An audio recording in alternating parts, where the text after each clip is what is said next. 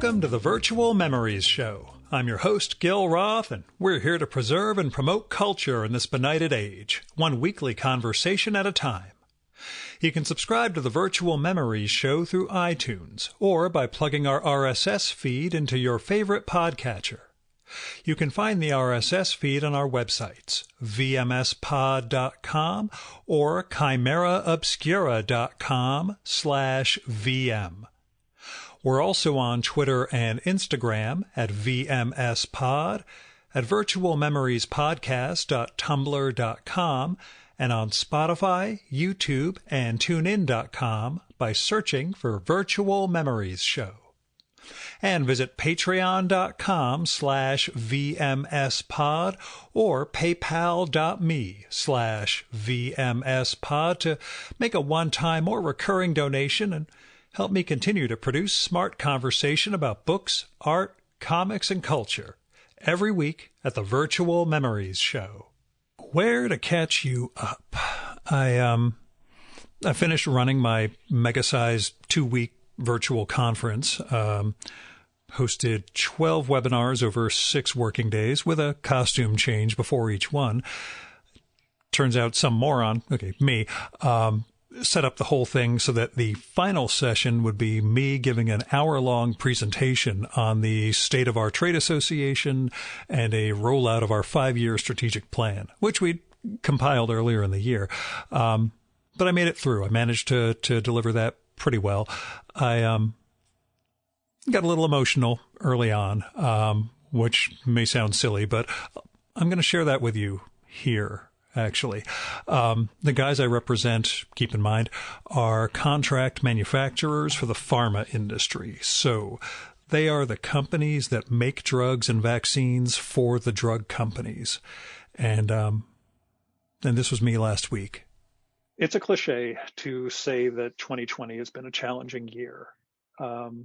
You, my members of PPOA, you have risen to the challenges of the global pandemic.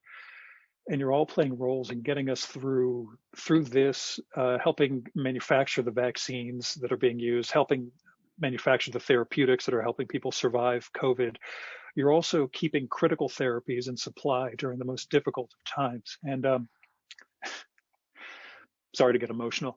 I have never been more proud than this year to be associated with this industry. It is an honor to work with your companies and to help represent you.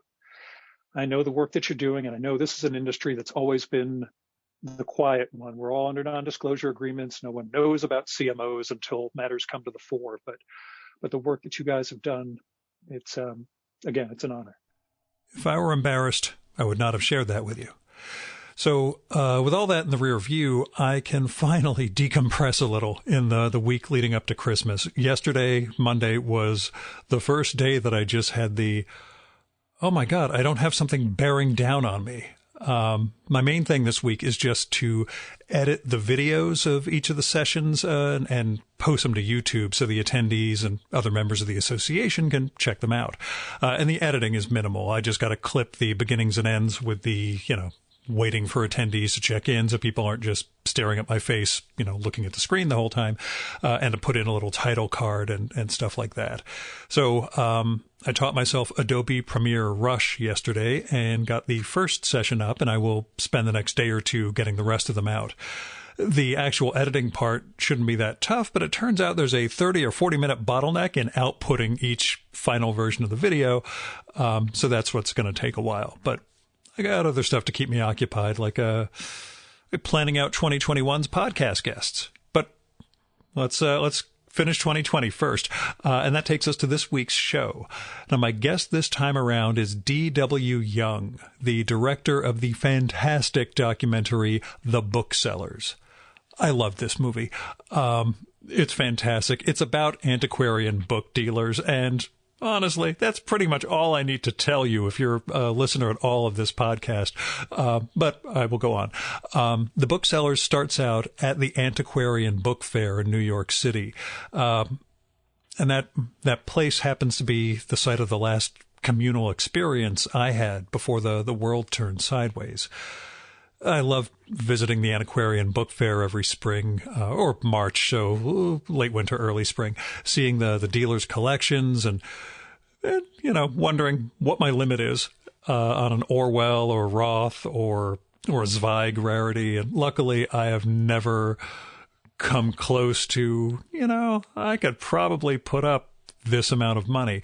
The one time, the one thing I thought of buying a few years ago, there was a dealer from Maryland who had, because it's not just antiquarian books, there's other ephemera and items and such. And he had a poster from the book signing in Northern California that Richard Farina was on the way to when he died in a motorcycle accident. And I love Been Down So Long, It Looks Like Up to Me. And in fact, Richard's second book, collection of his shorter work, put out posthumously, was something I once hunted down and found in a used book place in Vermont. Long time coming and a long time gone. This was decades ago that I found that one, and that was one of my first moments of trying to find these lost and out of print books. Anyway, by good fortune, from the time I walked away from the dealer's booth down the aisle, hemming and hawing and thinking, maybe $900 isn't too much for a piece of history like that. Somebody else bought it. I got back to the booth and it was already off the display, and they were just rolling it up into a poster tube. It was all gone. I was so thankful because that could have been a slippery slope for me. But anyway, the Booksellers explores that world of antiquarian books, stemming out from the book fair into the lives and histories of these personalities, the people who trade in antiquarian books, and the ragged economics of bookshops, old and new, and the way New York City's old book row ties into it all. One of the best speakers in the documentary isn't a book dealer herself, but it's Fran Leibowitz, who is just a wonderful speaker and somebody who has a lot of opinions and thoughts about book culture specifically, as well as New York and pretty much everything else in the world. So hearing Fran reminisce about the old bookstores and the way she treats books and how she judges other people and their treatment of books, and her love of the antiquarian book fair, it's a wonderful documentary. Again, both in terms of the trade, the people, and the city itself. And the movie also gets into what antiquarian means exactly, because it's not just the Da Vinci Codex or the First Folio. There's a lot of things that as history progresses, there are things that we don't think of as antiquarian at the time, of course. And there are things that could be lost if it weren't for the people who are collecting and archiving. So anyway, it's really a wonderful, affectionate study of this world and the personalities who inhabit it. The Booksellers was fantastic. I've watched it a few times now, and at the Antiquarian Book Fair, I met one of the producers, a past guest of the podcast, Henry Wessels, who was an antiquarian book dealer, introduced me to him. And at the time, we said we would do something for the podcast because the movie had just come out to coincide with the book fair, and I wanted to help support it any way I could. Obviously, the world went sideways. But later in the year, I reached out to Henry to connect me with the team behind the Booksellers, and unfortunately, while all of them were up for recording with me, it was in the 6 or 7 weeks leading up to the election, and I was sort of in a fugue, and that led into planning for the conference, which led into blah, blah, blah, blah, blah. Anyway, last week I thought it sure would be great to have a conversation about the Booksellers before this year closes out. So I reached out to the director, D.W. Young, and here we are. You should definitely watch the Booksellers. It's streaming on a whole bunch of services in the U.S. It's also on various services internationally. It's also available on DVD. The Booksellers, go find it. Now here is Mr. Young's bio. D.W. Young is a Brooklyn-based filmmaker whose work has screened at festivals around the world. His documentary, A Hole in the Fence, and narrative feature, The Happy House, were both released by First Run Features.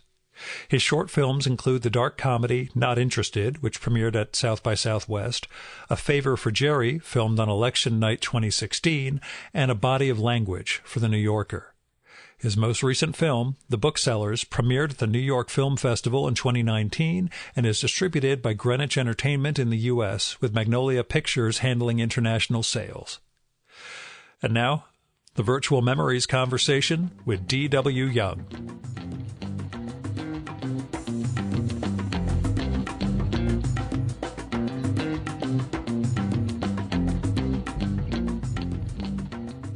The premiere for The Booksellers was right on the cusp of the world turning sideways. I was at the Antiquarian Book Fair on the very last day I went into New York City. I'm in northern New Jersey, where I met the producer of The Booksellers.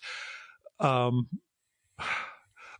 was it like, I guess, having the premiere and having the entire world go sideways, and how has the movie been received? And how do you think that's different than what could have happened in the, alternate reality where this didn't really transpire?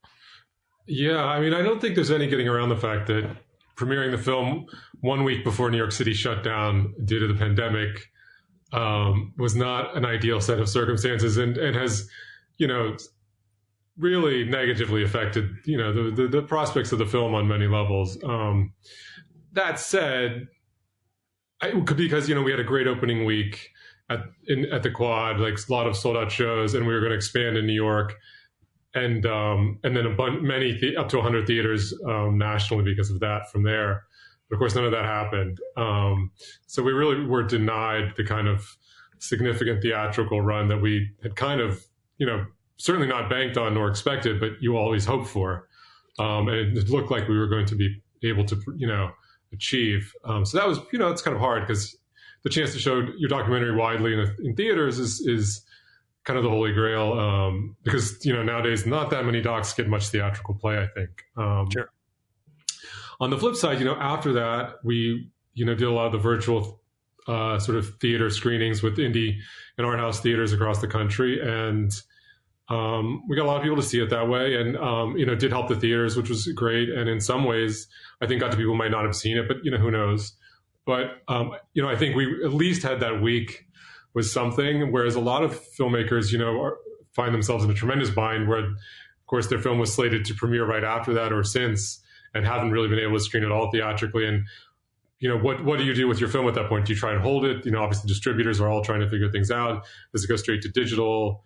So there are no easy answers, but it clearly had a very negative impact overall. And I think what could have happened with the film, but on the flip side too, I think a lot of people responded very well to the film in the sort of quarantine pandemic moment. Sure. I think because it kind of speaks to an aspect that, of city living and intellectual, sort of living that's been denied us. So I think it was an access point to that, and people responded. Yeah, I rewatched it this morning, and I'd first watched it when it went streaming, when you're doing digital through movie theaters.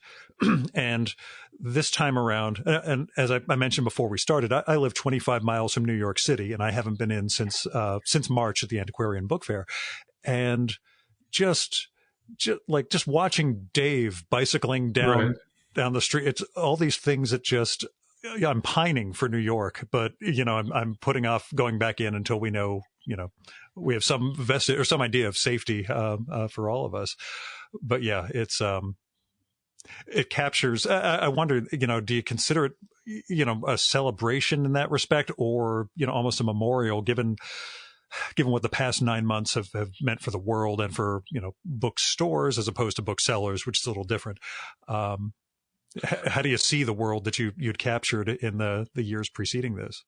Well, I think I absolutely consider it a celebration of New York and books in general as, physical objects and the culture on, book culture, and obviously a celebration of the people who sell the books, from the title alone. But so I don't think I think if anything, this sort of idea of preservation was, the kinds of challenges that rare book dealers and, independent bookstores, face under normal circumstances are so great that I think we were more focused on normal circumstances. We weren't, projecting ahead for pandemics and other kinds of cataclysmic scenarios.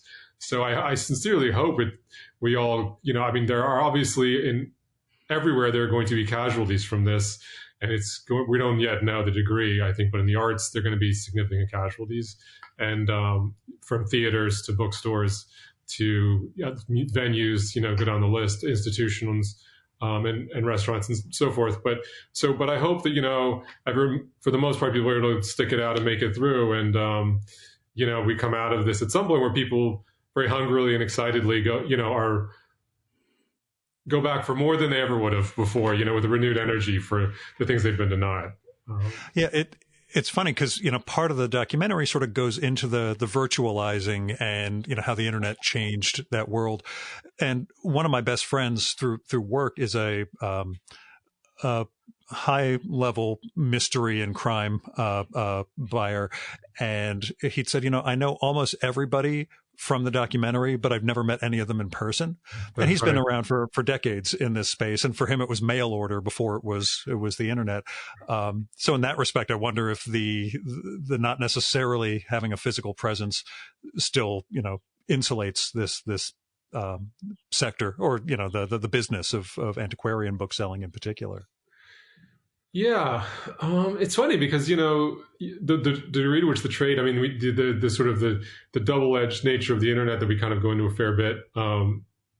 It has a lot of downsides, but the access worldwide to a broad clientele is obviously one of the major upsides, and then there's also a big upside, I think, in terms of research. But so yeah, it's funny that you have this broad access, but then of course the personal is not part of that for the most part. And that's why I think book fairs are always kind of, particularly these hypercharged events, because a lot of people do meet for the first time at book fairs, people they may have been doing business with for quite a while. Yeah. Yeah, he's this friend of mine was also the person who put me in touch with Otto Pensler, the mysterious bookshop owner, right, who, when I recorded with him, he had recently made the decision to sell off his world-busting collection of mystery and detective fiction. And he regretted that decision instantly, that he was going to auction it all off. But he went ahead with it, and he's someone who you have a person alluded to in the documentary. Otto did the same thing, except he built his house, or bought a house, based on whether it could accommodate his collection, that everything was geared around, will it be able to handle all the shelves that are necessary? So wow. It's a monomaniac life, I guess. But concrete floors, maybe. Yeah, I converted my downstairs into a library, but it's nothing like the anything that you show in the documentary. How did it come together, the film? What was the original? What was the genesis of it? Because I got to meet one of the producers, Dan, at that book fair in March. Yeah, but I don't know the story. Sure. So Dan Wexler is really sort of the very beginning of the story. He and Judith Mizrahi are two producers along with myself for the film, and we're sort of, I think, the core unit who made the movie. And along with Peter Bolte, our cinematographer, he and he's a long time rare book dealer, but he's also done some film work here and there, and we'd become friends through a DP, Arlene Muller, that we had both worked with and were friends with, and Judith had worked a little bit on Dan's film about the photographer Matt Weber, and so and he produced something of mine. So we sort of become good friends. And at some point years ago, he mentioned, this must have been maybe 7 years ago, that he'd always sort of thought that doing a film about the rare book world was something that should be done, a documentary, and it had never been done, and it was sort of an idea he always thought someone should pursue. But Judith and I, immediately latched onto it. I think we saw a lot of potential. We both book lovers and spent a lot of time in bookstores, and kind of, I think, and had been to the antiquarian book fair as well, which I think was important, and had a kind of a sense of the visual potential of rare books in particular that way. So we all kind of thought were enthusiastic about the idea. I don't think, but at the time it was not like clarified were we going to do it or not. It was just sort of like an introduction to the idea. But then at some point later on, years later, after other projects and things kind of, finished, and we were working on something else that was a little stalled. I said, what about the rare book movie idea? I think this is the time to do it. And I think we'd also been talking about the idea that the generation that exists now, that was, kind of reaching its end stages, was kind of the last of that pre-internet generation that still grew up in the trade doing it the old-fashioned way, and could still, I think, speak to the history of the trade and that sort of kind of romantic days gone by sort of side of it. And that they needed to be sort of, captured while they were still here. And you do a great job of both doing that and showing a bridge to a younger generation, because it could have been, as much as I would have loved it, it could have been way fusty if it was just about the older generation. So being able to show younger people and the different types of things that constitute, not necessarily antiquarian, but, book selling, book collecting, I thought was an ingenious way to do this, to keep it from being, this sort of dry, it's a bunch of old men collecting books sort of thing. Yeah, and that was something that, I didn't have that much firsthand experience with coming into it. I had an aunt and uncle who were book dealers long ago in Philadelphia. And they were full bore, eccentric, far on the scale, book people. Yeah. And I particularly my aunt, I, cared for a great deal. And occasionally, as a kid, I'd go, there's a sense of that kind of, kind of classic mold of the rare book dealer, bookstore owners. But I wasn't that clear on how, the trade was bumping up against the present. Because I'm not a collector. And so I don't, and we talked to Dan a little bit, but it was really then I think I really wanted to find out more about that. And to see what younger people, were they totally ignoring it? Were they accessing it in various ways or not? So I think that was a big part of the investigative aspect from my perspective of making the movie, and starting to talk to the different dealers and starting to see what they were into. And so they opened my eyes on a lot of stuff, and I think helped direct that side of the film a bit. And gave me, I think, a fair amount of optimism, quite honestly, about where the trade could keep, moving, what direction the trade could keep moving in. Sure. You mentioned not being a collector, but attending the antiquarian book fair, and I'm in the same boat. Have you ever made a significant purchase at the book fair? I have not. Okay, same here. Did you have a book that you looked at and said, that has just taught me that I'm not a collector, because that's something I really want, but there's no way on earth I'm spending that much money on? No, but I think, there's plenty, I think I know that it's the kind of thing, like, you can't let the door open a crack. Yeah. Because I don't really have a collecting personality, but I do love buying books. And I feel like, if I open the door, then something could, germinate that could get started that couldn't stop. So I just feel like I keep it pretty much clamped down. But after making the movie, of course, it's doubly tempting, I think. Because, but on the other hand, you're also doubly kind of, I guess, prepared on some level. You can see where the road leads. Yeah. And my big one was a copy of Orwell's collection of essays that he inscribed to Anthony Pohl. And I thought that would be the thing I would buy if I was the guy who would spend this sort of money. And I now know I'm not that guy. I've seen the thing that I could afford it, but I had that moment of, no, I buy a lot of books. I'm not buying that. I'm not a collector so much as a reader. It's the same thing I used to say about comic books when I was growing up. But yeah, I think, I think that's where, I had sort of, I think, things that would have turned me off in the sense that you're talking about, that I might, the really high end stuff, the really truly incredible, like, material that no one can deny, to own that would be something very, very special. But it's kind of established what it is too. And it's not maybe that original to have it. But I think that's what I associated with kind of like serious book collecting.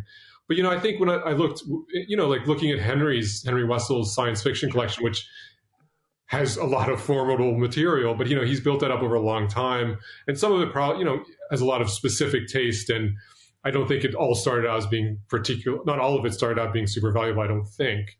Or like a lot of these younger collectors that Heather and Rebecca have been promoting with their prize, people who are just starting out, but not necessarily with expensive material. I think that did really change my thinking about, what I might do if I started book collecting.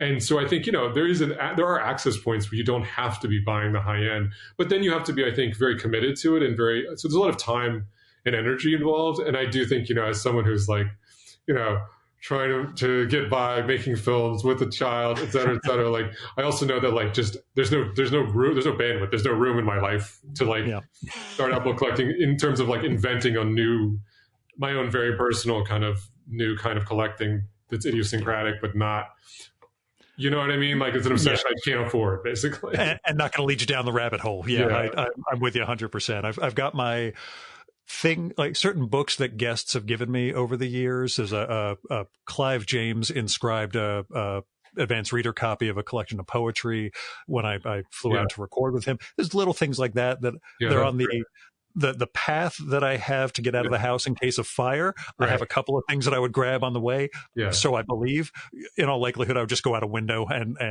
jump out of the house. But I think I would grab this stuff. But no, I've refrained from the either collecting or building a sort of monomaniac collection. The one thing I wanted to bring up, you praise, in addition to your producers on the documentary, you praise a cinematographer. And I wanted to ask about that because the visual richness of it and the way it's lit and how gorgeous it is to look at is really striking. And I don't know, especially from a documentary side, how much input you had in as a director as opposed to the cinematographer's vision for, what the viewer should see, how it should all, come together as a shot. Well, I think I always usually have a lot of input or even the final say in a lot of stuff, but I don't think I think it doesn't with something like this. It does. A lot of it doesn't work that way. I think when Peter and I are working, I think we had a general agreement about sort of how we wanted the film to feel in terms of it being lit as naturalistically as possible. We didn't use a lot of lights, but that's also a concession to the reality of two of us. Really were the crew essentially, and I did most of the sound. And, so in terms of being mobile, in terms of being small, but also in terms of, I don't like to use a lot of lights with the subjects because it makes them uncomfortable and it feels like a bigger production and it's distracting. And so, I personally like for other reasons to get away from that. So I think, there's a lot of where it's in terms of the overall look and feel. I think, we looked at things, we talked about things as it goes, compare some notes, but I think, we hopefully had a generally similar kind of sense of the lighting and kind of a feeling we wanted to get from that, but also keeping it, I think, very casual feeling and very much like, not, I wouldn't say it's pure verite or anything like that, not at all for the B-roll stuff, but just a sense of like, it's not being, I guess, overly manipulated, it's not overly polished to a degree that, makes you feel very conscious of the production imposing something on the locations and the people, because we did want you to feel like, you're in their spaces and you're in their stores and shops and then you're at the fair. And part of that too is just, again, it's just what comes from doing something on a very small level and just trying to be nimble. But I do think we did stylize things as well that we had, had ideas for, and some of the macro photography, at the very end of the film, the shots of the stores that are kind of when they're closed and there are no lights on. It's kind of, the books on their own, so to speak, without, with people in the absence of humanity. So, I think that there's that. And I think, for the framing and the interviews and stuff, like that's the kind of thing where I think Peter has an idea, he kind of runs with it. And if it looks good to me, then, we're good to go, basically. Or we tweak it a little bit so the funny thing when you make documentaries is very often, it's such a time constraint that you don't really have the luxury of setting things up, with the perfect composition. Or if you really are obsessed with that, then you're going to give up things in other places. So there's always this scramble a little bit, which I think, you have to be able to deal with that. And so, but I think that can lead to good things too sometimes. Yeah. Like I say, it comes together. It's lovely to look at. You can almost smell the dust in some of the shots in some of the bookstores. It's for me. I'm so used to that sort of atmosphere and light and just being in those being surrounded by books, I guess. And I think a lot of the locations, honestly, the locations are carrying the weight for the most part. I mean, I think if you look at, there's a few times and places where I wish, I could have gone back and done it in a better, of course, but I mean, even if you look at the scene where Adam is going through the books at this decrepit apartment, Oh, yeah. I mean, the place, it was actually really unpleasant to be there.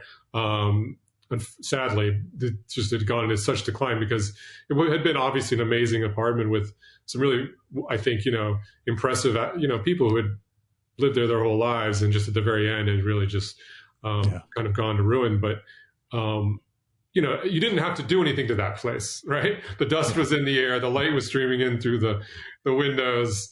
You couldn't have dressed that set. So I think, for something, we were very fortunate to have so many wonderful spaces to work in that I think that enabled so much of the visuals. What was your biggest discovery or surprise? I mean, you mentioned the younger generation and how illuminating that was for you. Was there something in the process of making this movie that, holy crap, I had no idea, X, Y, or Z?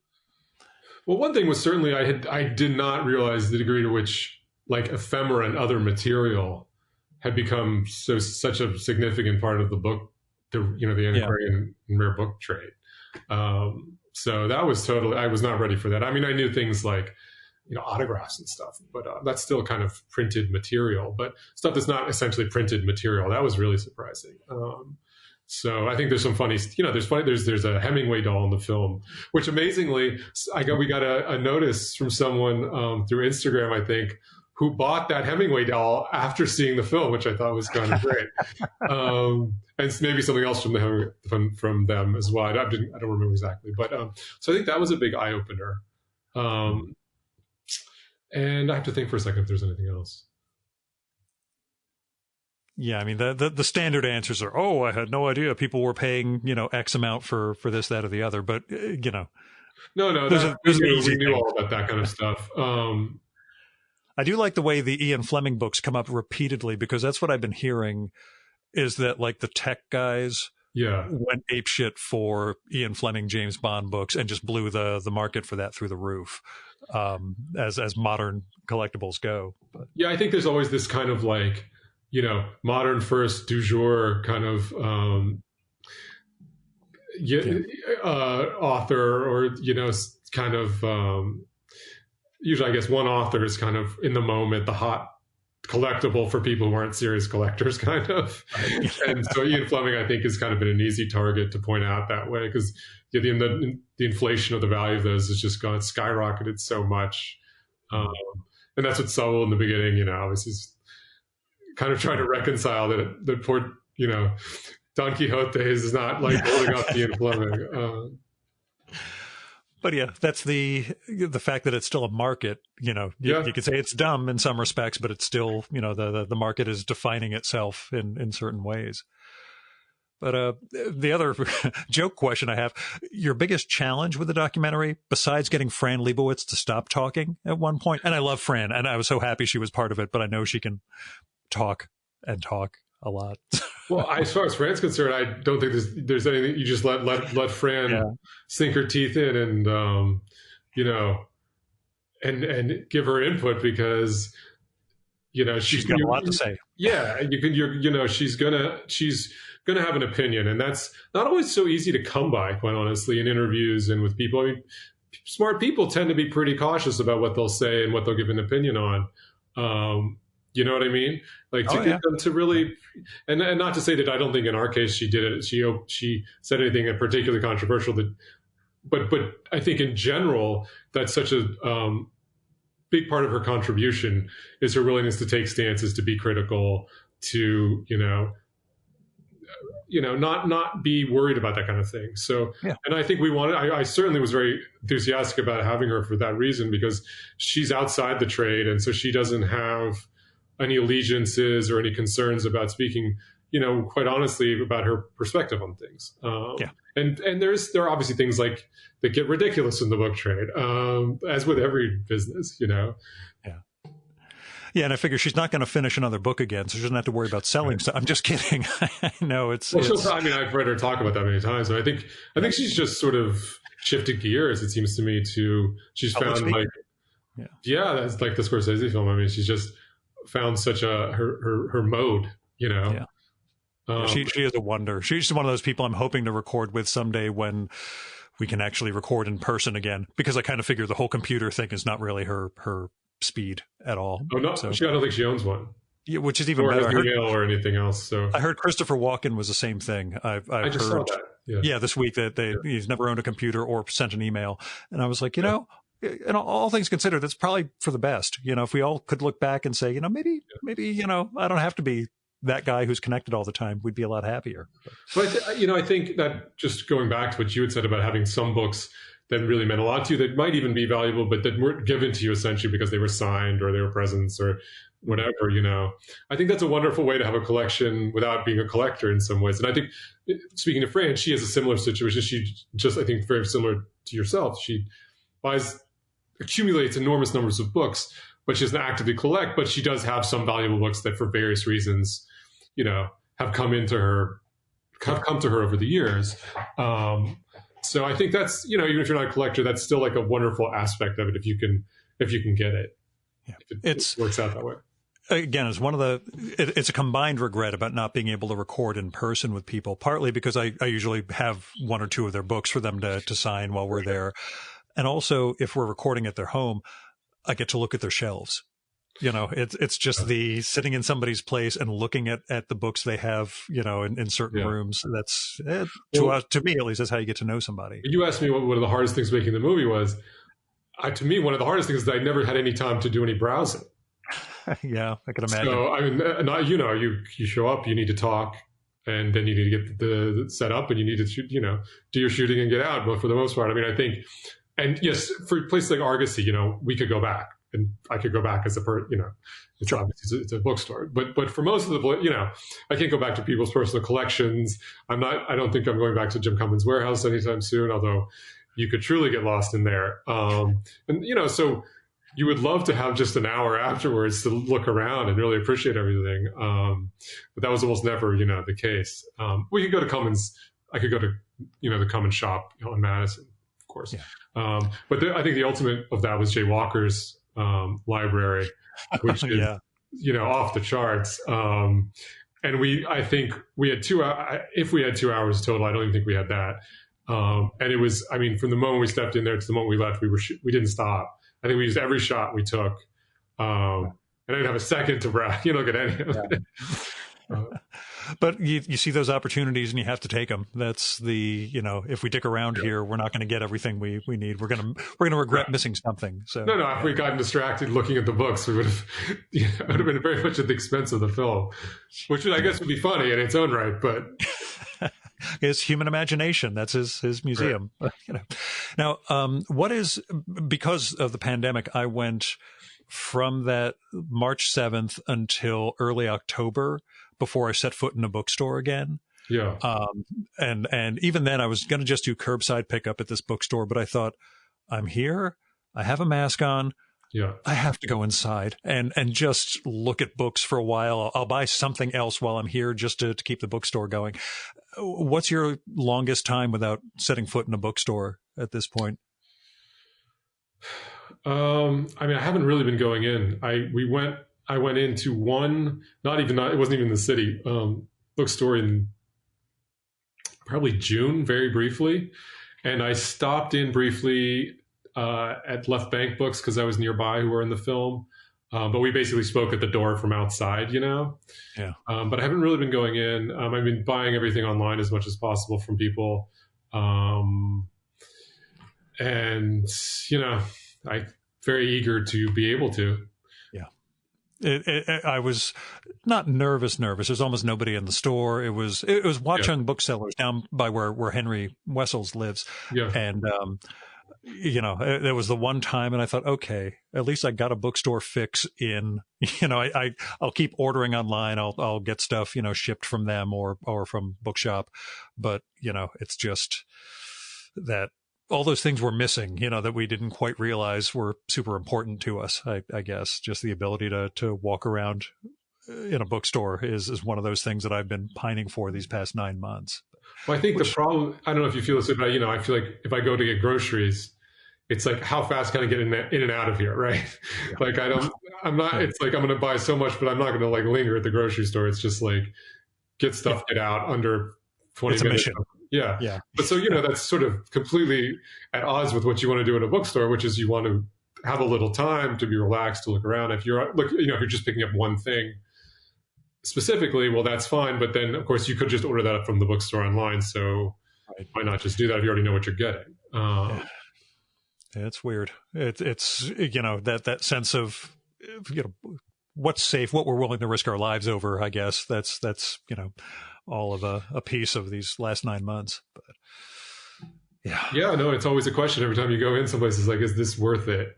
Well, I'll send you a picture because I have decided that haircuts are certainly not worth it since January. So I've been rocking that for 10 months now, 11 months, and it's harrowing.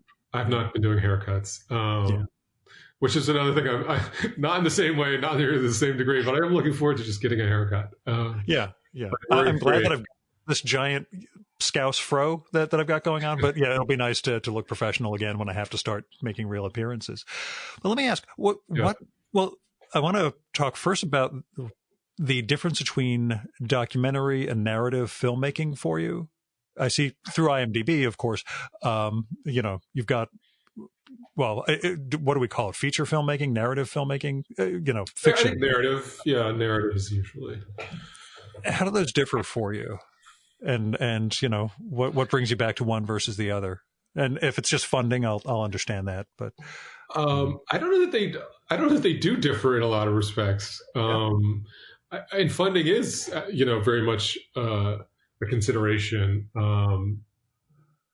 And so I don't think I certainly wouldn't say I make documentaries just because they're more affordable to make, which isn't even always true. But I think they certainly are for the most part. But I think it's more that as a filmmaker, I just feel like you have to be very opportunistic. And if you have an idea for a movie, and you have the means of actually doing it, you have to do it because if you wait around, you'll never get anything made. So for me, it's more about just like, I usually have a few different ideas or things that I'd like to possibly pursue. And then it's like, what's viable, what might, what falls into place, what could happen.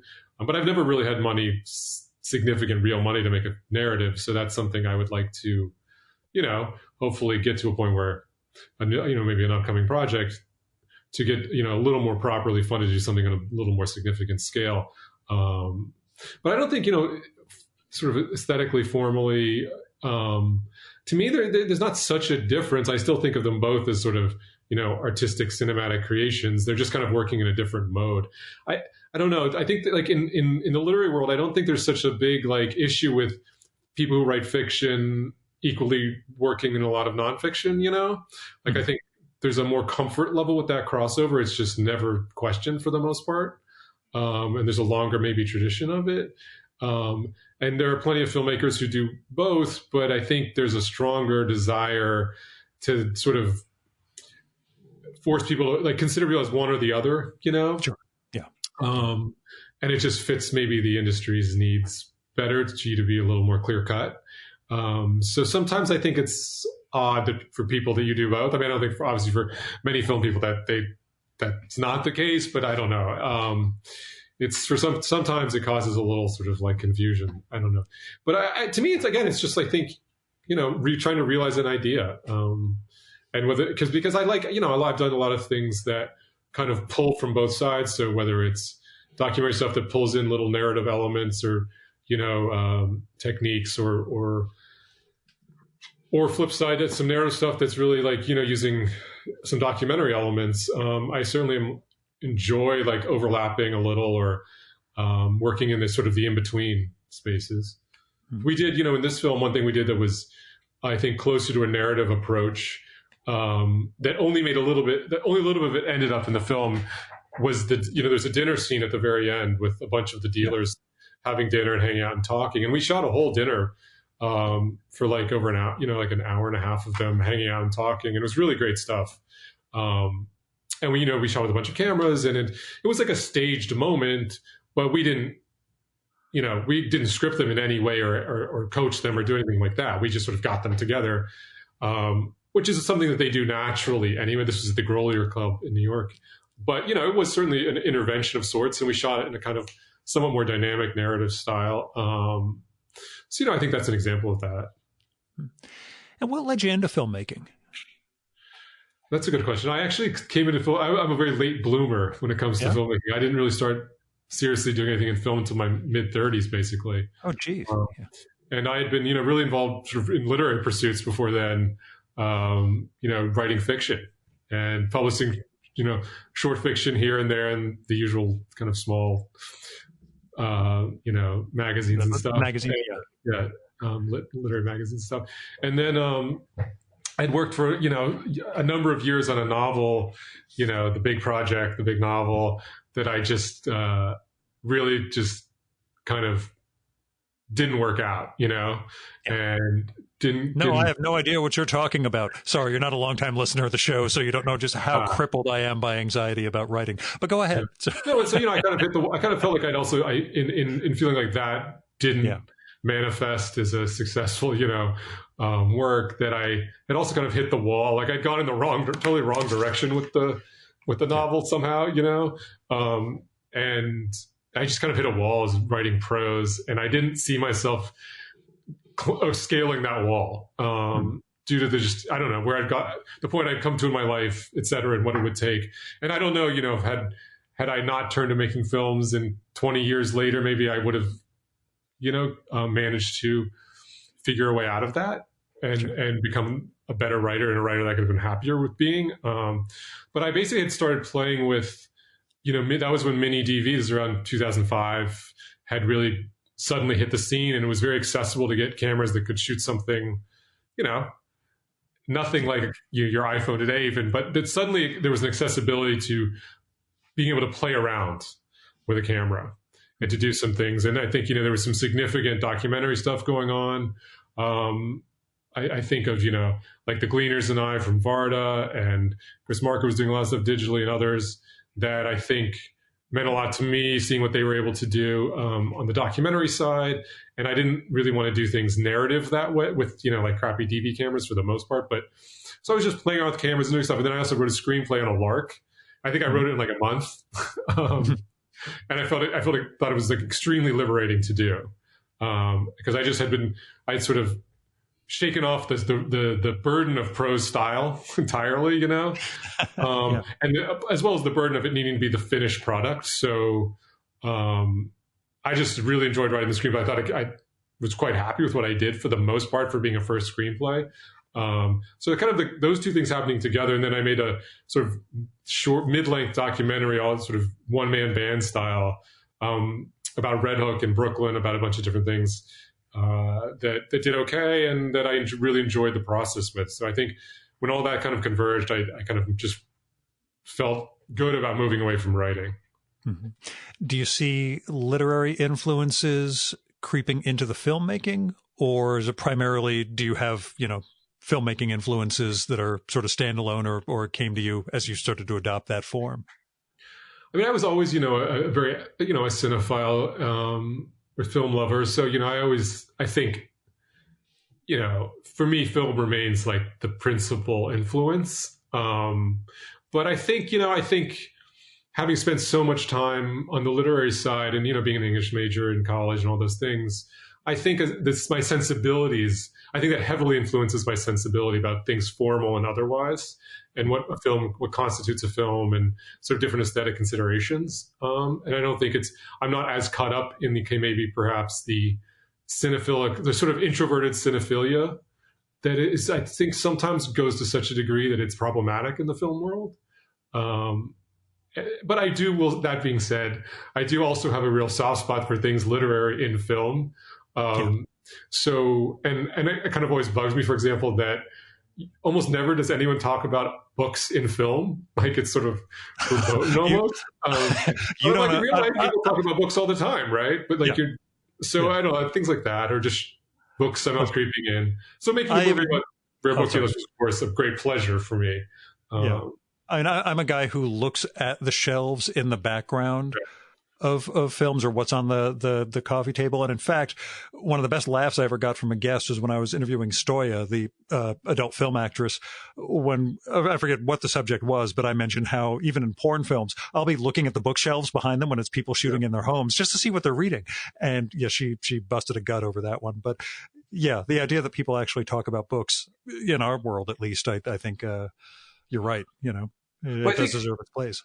I think as a filmmaker, but in any art, whatever, medium you're working in, but, I think having influences from other mediums outside the one you're engaged in is tremendously valuable for your creative, process and for your work. So, I think whatever literary sort of components exist underlying my thinking about film, I think, as it could be for some people, it's coming more from the visual side, whether it be painting or photography or, et cetera. But I think having a lot of that to pull from is, helps create more sort of interesting work out there. And then sometimes, and I do love plenty of films that are like kind of,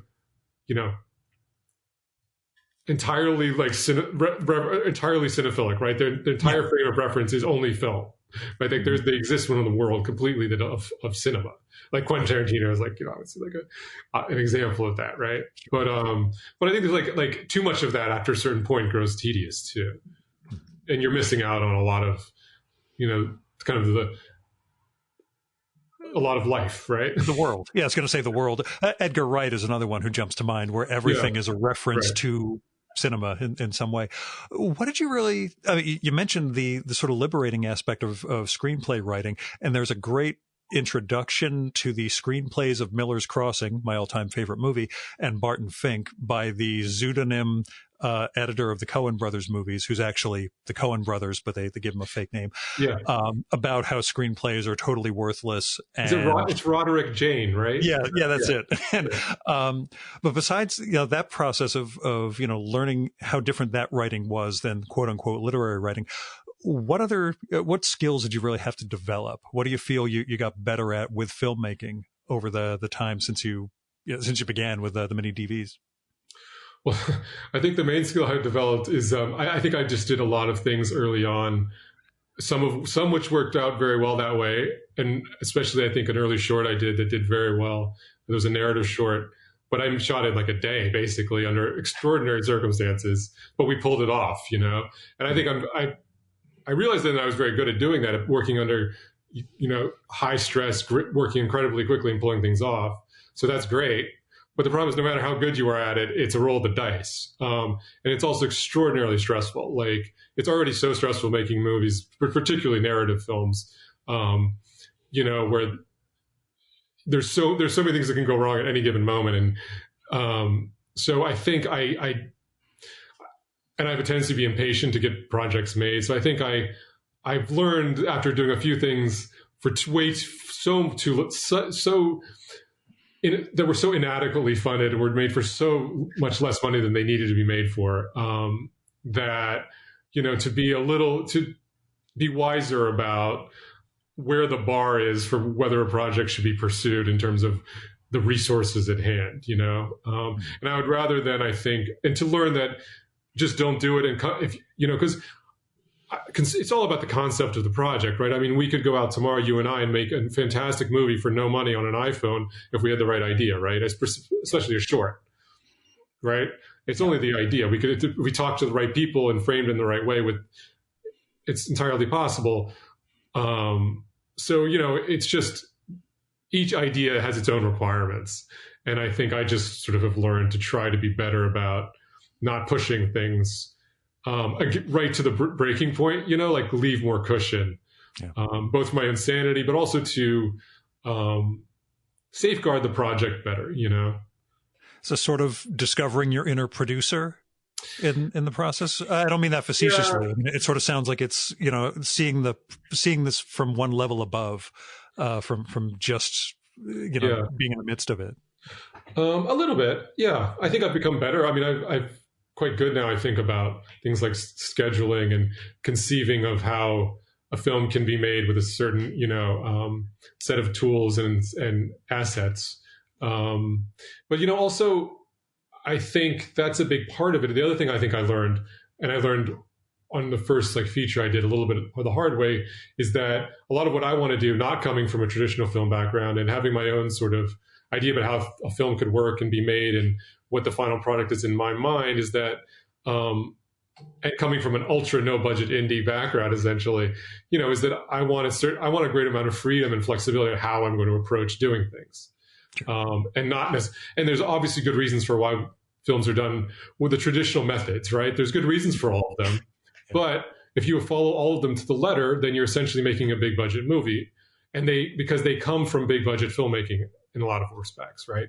And there, when you have a big enough production it's a machine, it's like an entire business that's created for a short period of time, you have a greater and greater need for this level of, sort of agreed upon methodology, right? And the departments, and people are very rigid about the departments and the unions and everything. So I think, the other thing I learned is that if you're going to, as it gets bigger and you want to keep your own working method, you really have to figure out the people you're working with. Are they going to be able to adapt to your method? And if not, how's that going to work? And to find a kind of a balance of those things, depending on the scale of the project. So I just shot something in the 10 days leading up to the election with a couple of filmmakers I know, where we did it all outdoors, and it was just the three of us basically in a car, and we were very nimble, and we shot it in an extraordinarily sort of specific way that was unique to those circumstances. So, and I think that totally made sense for what we were doing, and it was incredibly freeing to work that way. But it was obviously very much relevant to that specific idea in that specific moment, and we wouldn't have shot, a narrative with a bunch of actors in that way. It would have made no sense, right? I'm glad you mentioned it, because you alluded to that when we were first emailing this fall about getting together. And I never know if it's okay to ask, so about this project you sort of alluded to, because some people freak the hell out about mentioning anything around it. So that's okay. I wouldn't mention it at all if I was that top secret. That's what I It was figured. a little more top secret maybe before I was shooting it, but yeah, top secret's not the word. Anything you could share about it besides, it took place. The shooting took place in the days leading up to the election. That's all. Yeah. Yeah. Well, so I'd shot with the same two filmmakers who are great, also DPs and editors. They're super multi-talented. Francesco and Saviano and Marika Hacking. We had shot something in 2016 on a kind of experimental film. It was essentially a narrative, but when I was talking about documentary elements, I think this leaned heavily onto the documentary side too. On Election Day in 2016 in New York, and it was an extremely loose, improvised story about working with an actor I've worked with many times, Colin Bacall, great actor, about a guy who's helping a friend out who's a pot dealer in New York. Mm-hmm. He's like filling in for him that day because he can't make his rounds, and he doesn't even know what he's doing. He's just like basically, trying to muck through it to help his friend out. So it's just him going around New York as the day progresses, kind of in real time, making pot deliveries to various strange people in New York. But everything's improvised. So Khan didn't even know, although he knew some of the actors, he had no idea what he was stepping into each time he would go to make a delivery. But what the interesting thing about it was that everyone was incorporating the day's news and events and their own personal feelings about the election happening that same day and their stress into everything as it went along. So, by the end of it, we were all losing our minds, basically. So we had done this, it was a short, and it was fairly well received. I was pretty happy that we did, all things considered, because it was a very, I think, loose and adventurous thing to make. There were no guarantees how it was going to work out, right? But that was kind of the challenge of it, too. We had joked over the years since, what if we did a follow-up something, and I was feeling, incredibly like in the COVID stuff through the summer, like pretty much, like all creative output that I might do in film terms, other than writing something, was pretty much non-accessible, was not possible. But, I could have this nagging thing about that. And then I was kind of sort of really thought, well, what if we did it again, something, but this time purely documentary, not with the narrative component, in that time frame again, addressing things differently. And so I kind of developed the idea a bit more as I thought about it. And essentially what we did, we shot a film. The the title I'm running with is Diary of a Countdown. And it's the 10 days leading up to the election in New York, but through the eyes of the city's artists and how they've been sort of handling everything and how they're feeling about time and existence right now and how it's affected their creativity and the work they've been doing. So it's a little bit of a profile of various artists that are very New York, I think, centric. But also it's about, the weird moment we're in, but not directly either entirely. So it's not really about COVID. It's sort of about the election because the election's happening in these 10 days. So there's this sort of progression through time, but it's also very much about New York and the artists and the state of New York.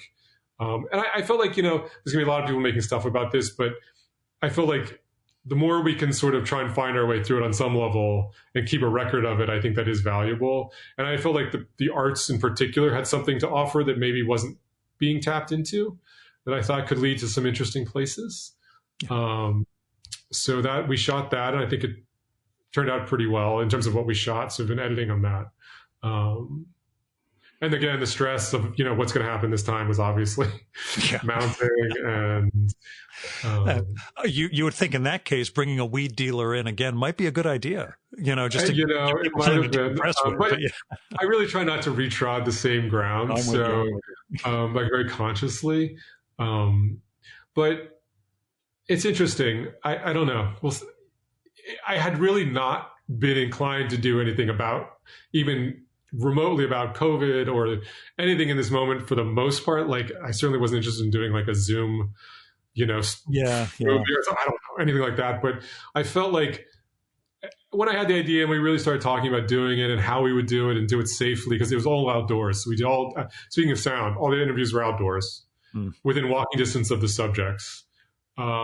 So I felt like the kind of the adventure of making the movie and doing it this way, and living through those 10 days ourselves and journeying through those and making all these stops with all these artists would get us somewhere interesting in a way that would be sort of hopefully work differently than whatever the hell else other people were doing. So it seemed like it was worth doing. I'd look forward to seeing it. I had no idea what the time frame would be to possibly put, for you to edit this sort of stuff and bring everything together and, distribution on top of all that. But, I think the main thing was, I don't know if you feel this way, but my feeling is, things have just gotten so strange. Our existences have gotten so strange, and they're the obvious things about that and the political things. And we all know about that. And there'll be plenty to be said about that. But to me, it was more the intangibles that I was interested in. Yeah. The stuff you can't totally put your finger on, but, we're all aware of it. The strangeness of time. We're subtly warping. Yeah, like there's the big obvious stuff, and then there's the weird little aspects of ourselves that are not who we were a year ago. Yeah, and so how do we represent that? We're not gonna like perfectly represent it. That's not possible. But I kind of want to dig into that a little bit and try and see if we could capture some of that. Mm-hmm. The last question I wanted to ask, it actually goes back to the booksellers.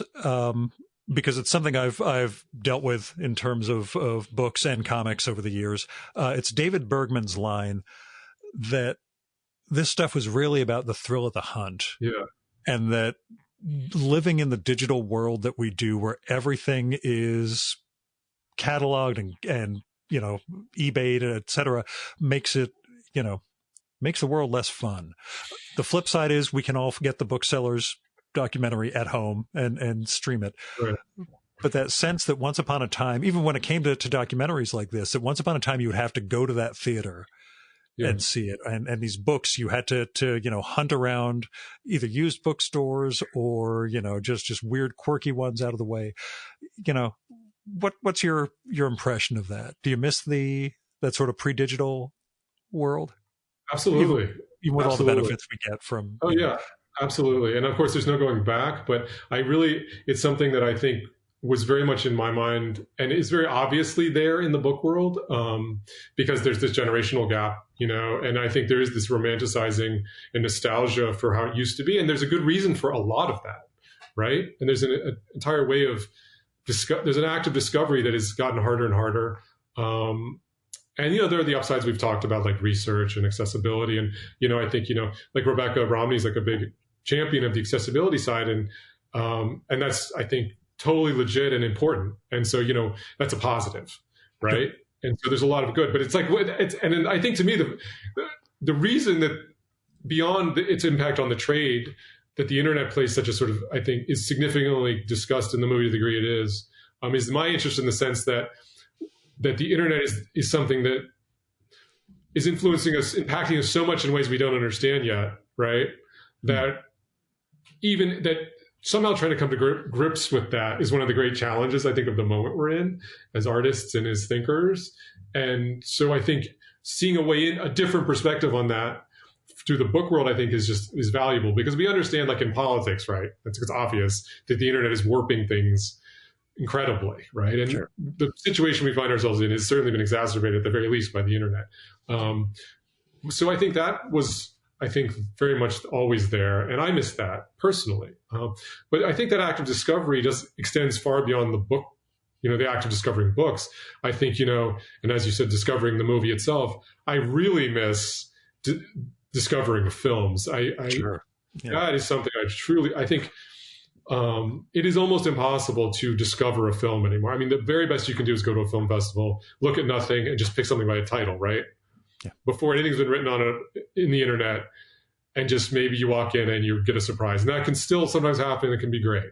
But even then, the festival you're at, other things are influencing your. So if you're the New York Film Festival, your attitude of what movie you might be walking into is different than obviously if you're at a very small local festival that doesn't, get a lot of attention somewhere or whatever in between. So it's still mediated but that's always the case too. But I really miss that act of when you could just go to an art theater, you had no idea about the movie, right? Unless you were truly like reading all the time. Film, yeah. But I remember being a kid, and obviously I was not there yet. And so that I miss, and I don't know how we deal with that. I think it impacts so much the kinds of films that get made and our response to so much. I mean, how do you have a genuine response to a work of art anymore? How do critics stake their own ground and have a genuine perspective anymore? I mean, I think the herd mentality that Twitter, incurs amongst critics, and that's both kind of mainstream critics, but also, I think the more intellectual critics in their own way, is very difficult to contend with. I don't know. And I was talking to, it was actually something that came into the conversation frequently, and the movie we just shot with many of the different artists we were talking to. And, one woman was talking about, the paralysis of choice that we face now with all the streaming, and making some very good points about that, and how, ultimately you actually don't see as much as you used to, because now there's so much, you actually see less. Yeah. You end up watching Office reruns or Friends or whatever the hell. And yeah. Well, I think about it, you mentioned Tarantino earlier. I found Reservoir Dogs, and when it came out in 1992, I guess. That sounds right. Yeah. Yeah. I was in college and there was no internet. So I'm not sure how I heard about it, but I hunted it down when I was back in Philadelphia for Christmas break, went to see this movie, had my brain blown up by it. And that was the going back to college and explaining to people, we have to see this movie when it comes out here. And that's funny, because I did the exact same thing. Yeah. Exact same thing. No, I remember being home, went to the art theater in town, and was like, oh my God. Now, actually, the funnier story of Pulp Fiction, by that time we had a little coterie of Tarantino fans, and a pal of ours ran, he worked in the local movie theater, the Googleplex, whatever the hell it was. And he said, we have the new Tarantino movie in. I'm going to show it just for you guys tonight at midnight. A couple of people will show up and that's it. So none of us knew anything about what Pulp Fiction was going to be. And we're sitting there until 3:00 in the morning, having our brains exploded at like 23, 24 years old, and just driving out afterwards, like, what did we just experience? It's just so you can still have those moments though. So. Yeah. And I think, like now you could be 19 and have seen, every Eric Romer film. Right. Right. Like no problem. And have all these, and like have a very sort of, but also you can also have like your taste created for you so easily then. Yeah. And I think that's so deeply problematic, because, what was available, I mean, I grew up in the Midwest, what was available for me to see as, as a teenager. And then in college, there was the film screen in college. I wasn't a film major, so I didn't see that much, through classes, but so you had a little more access. Then you had a library with some more stuff. But basically, you was at the multiplex, maybe one or two art theaters if you were lucky, maybe a local university. But Blockbuster had a very small foreign film section, right? And that was it, pretty much. Yeah. So the kinds of eye-opening experiences you could have back then, and it wasn't connected. I think that was a big part of the discovery thing is the connections aren't being made for you. And if you have this sort of scattershot set of experiences, it's so much more open for you to make your own connections between things. Yeah. And now, it's harder to do that. And I think that's a great loss. Mm-hmm. And, the flip side of it is we can do this. It's, I mentioned that Clive James thing earlier. I flew out to England to record with him, and he was terminally ill and wasn't going to be able to travel. But the thing was, I sat down, I took out the 2 digital audio recorders, the mics, the cables, etc. Yeah. And he just marveled. He said, when I did interview shows for TV, I had a whole crew. And even when we were just doing audio, you had to get the guy there with the boom mic. You had to do this, and this. And you just show up with this little bag and we're going to record this great conversation. And I was like, yeah, I get there's pluses and minuses of that. I can do that and it still disappears into the whole confluence of 10 bazillion other voices. But yeah, I've long had to try to reconcile that sense of the infinite jukebox, and then we have everything, but I'm just going to watch Frasier, just falling back on what's comfortable, I guess. Well, yeah, in filmmaking, that's had a huge impact because, before there was, digital filmmaking, the bar to shoot something was very high. I mean, the technical expertise needed to shoot on film, the cost of shooting on film, the lighting and other requirements, or you were shooting, very rough stuff on natural light, which puts you totally out of any sort of mainstream commercial sort of scenario. But now, everything is so glossy and it's so easy to make things with a high production value. That it's kind of ridiculous. But I also really lament the loss then of the things that have visual character anymore. Yeah. And I from what I gather, because I'm an old man now, I'll be 50 soon. I imagine, or from what I hear, pop music is like that everything is sort of algorithmed into this is what will be what, literally triggers the right reactions in the brain and will get people listening to the song again and again, where, back in my day, because we're now broken down old men, we feel like we're somehow losing something. Or I mean, who knows? I mean, the degree to which Netflix makes a lot of its decisions about its content based on all of its algorithmic sort of data is, I don't know exactly, but clearly it does. And it has its exceptions, like The Irishman or something, but where there are other motivations. But I think so much of its content is clearly driven in the same way. And that's, that's deeply problematic. That's why I'm glad something like the Booksellers exists. It's like that I've had Tyler Durden moments in the past where I've thought, is this my alter ego making artwork just for me? Because when I first saw the trailer for the Booksellers, not even knowing Henry was in it, I just had that moment of, who did they make this for? This is my movie. This is wonderful. So I'm awfully glad you're out there doing this. It's things like this that give me hope that there's, preserving and promoting culture, which is what I try to do through the show. And this is, the Booksellers is an example of the upside to the accessibility of, digital technology to creatively, because, we could never have we were able to make this movie the way we did because of the tools that are available to us now at a much, that can create, great images and sound, et cetera, at a point that, obviously 25 years ago it would have been a very different prospect. Sure. Now, last real question. And it's going to be a sudden one that's going to put you on the spot. Favorite book you read in 2020? Oof. Doesn't have to have come out in 2020. Just, and it could be one of your longtime faves that you read every couple of years that did it for you again. I have to think about that. I, of course, keep a spreadsheet of every book I finished since 1989, but that's me and my obsessive compulsive book way, I don't know, but I'll tell you, I don't know about favorite because I have a very hard time making those kinds of ultimate choices.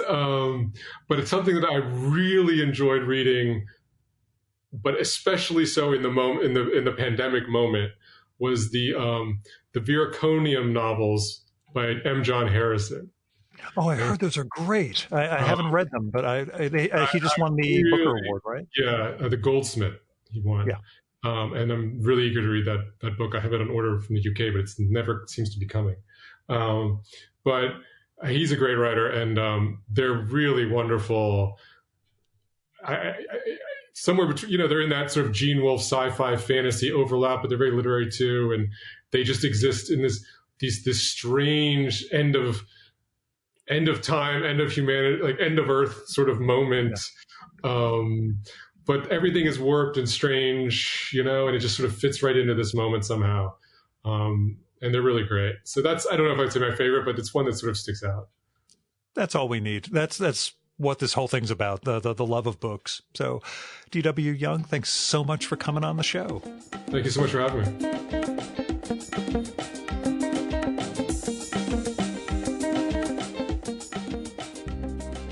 And that was D.W. Young. I adored the booksellers. I hope I praised it enough in the intro as well as this entire conversation, because if you're even an occasional listener of this podcast, this movie's going to be right up your alley. Trust me. Also, as I mentioned, my 50th birthday is coming up next month. So if you have thousands and thousands of dollars to spare, feel free to buy me that copy of George Orwell's Inside the Whale essay collection that he inscribed to Anthony Pohl. You could probably find it by doing a search through antiquarian bookstores or antiquarian bookseller sites. I promise to treat it well. And I'll, send you a thank you card, I guess. Anyway, the Booksellers, as I said at the top, is streaming on a whole bunch of different services. There's plenty of information about how to find the Booksellers at its website, booksellersdocumentary.com. You can also follow it on Twitter at BooksellersDoc, and especially on Instagram, where they post great pictures, at BooksellersDocumentary. And there'll be links to all of that in the show notes for this one. You will notice I did not give any social media presence for D.W. Young, and he contends that's for the best. Now, in the before time, this is when I would ask you for support for the podcast through my Patreon and PayPal. We're not in that world anymore financially. My job is treating me just fine, and I don't need support for the podcast that way. I do need your support through letters, emails, postcards. Let me know what you think of the show and how it's going. And that's all I need to keep this thing rolling into next year. But if you have money to spare or even time to volunteer, there are plenty of foundations, and individuals and institutions who are in need of help right now. As far as people go, you can find GoFundMes, Kickstarters, Indiegogos, Patreons, etc. As far as those institutions go, I donate to local food bank as well as the Poor People's Campaign. There are a lot of different things you can do to help. Freedom funds and other things. Go find your local food bank. Help out any way you can. It's a world that's in need of fixing, and if you can lend a hand, you're a good person. Also, still have about 30 copies left of the very first issue of my very first zine, Haiku for Business Travelers. It's free. If you want one, just drop me a line or visit haikuforbusinesstravelers.com and fill out the little form there. Like I say, it's free. You can kick in a few bucks for postage and production if you want. It's not about making money for me. It's just about sharing my writing, photography, podcast excerpts, poetry, whatever. Such as it is. I'm actually at work on issue number 2. Now that my day job has let me relax a little bit, I can work on that in the mornings and evenings. I am hoping to get issue 2 together in the next 3 weeks as a birthday present to myself. We'll see. Our music for this episode is Fella by Hal Mayforth, used with permission from the artist. You should visit my archives to check out my episode with Hal from the summer of 2018 and learn more about his art and painting. And you can listen to his music at soundcloud.com/Mayforth. And that's MAY4TH. And that's it for this week's episode of the Virtual Memories Show. Thanks so much for listening. We'll be back next week with another great conversation. You can subscribe to the Virtual Memories Show and download past episodes at the iTunes Store. You can also find all our episodes and get on our email list at either of our websites, vmspod.com or chimeraobscura.com/vm. You can also follow the Virtual Memories Show on Twitter and Instagram at vmspod, at virtualmemoriespodcast.tumblr.com, and on YouTube, Spotify, and TuneIn.com by searching for Virtual Memories Show. And if you like this podcast, please tell your pals, talk it up on social media, and go to iTunes, look up the Virtual Memories Show, and leave a rating and maybe a review for us. It all goes to helping us build a bigger audience. You've been listening to the Virtual Memories Show. I'm your host, Gil Roth. Keep reading, keep making art, and keep the conversation going.